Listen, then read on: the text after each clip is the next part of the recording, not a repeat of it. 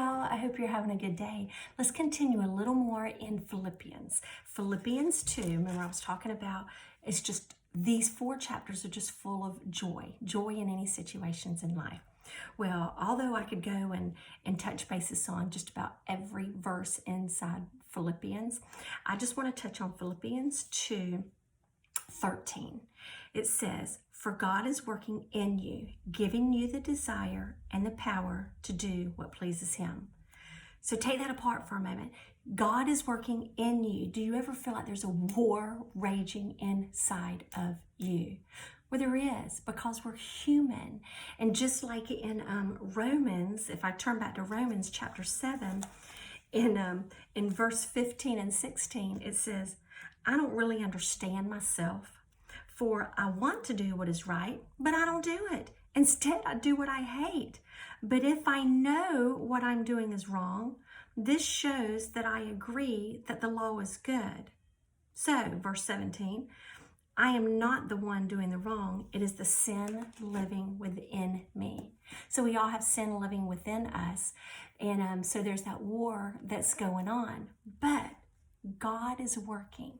God is working in you. And so things I want you to make sure that you remember is that God is working in you, and He's giving you the power. His power is in you. He's given you the power to desire to do what pleases Him and not what pleases yourself.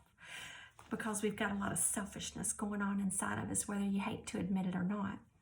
So whenever we're at war within ourselves, and kind of touching basis on that Romans 7 and the Philippians 2 verses I shared, Dr. Tony Evans, I love going back to him and sharing with you what he says. He says, "Show me a Christian who does not feel the pain of his own sin, and I'll show you someone who isn't close to God."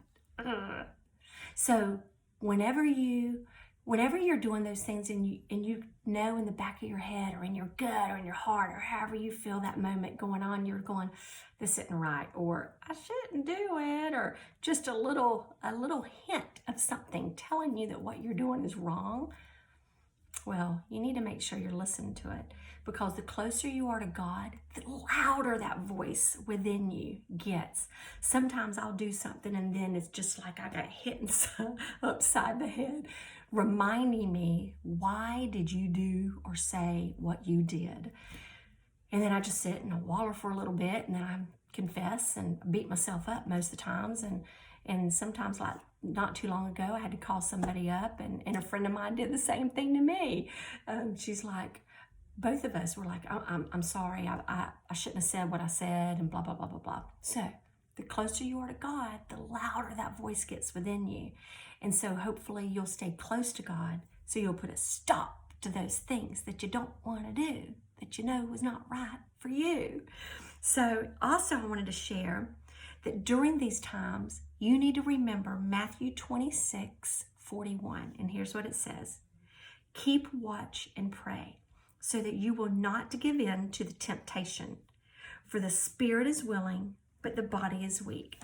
So make sure whenever you're finding yourself maybe in a temptatious situation, or something is coming in front of you and is just really testing your spirits that you got going on, the fruit of the Spirit, all those fruits that you got going on, make sure that you are always watchful, always be prayerful. Remember that God is working in you. You're not alone. So turn to Him. And I hope you have a wonderful day. And make sure you give in to God and not yourself. Remember that. Rewind this. Listen again. I think I will. Take care. Bye.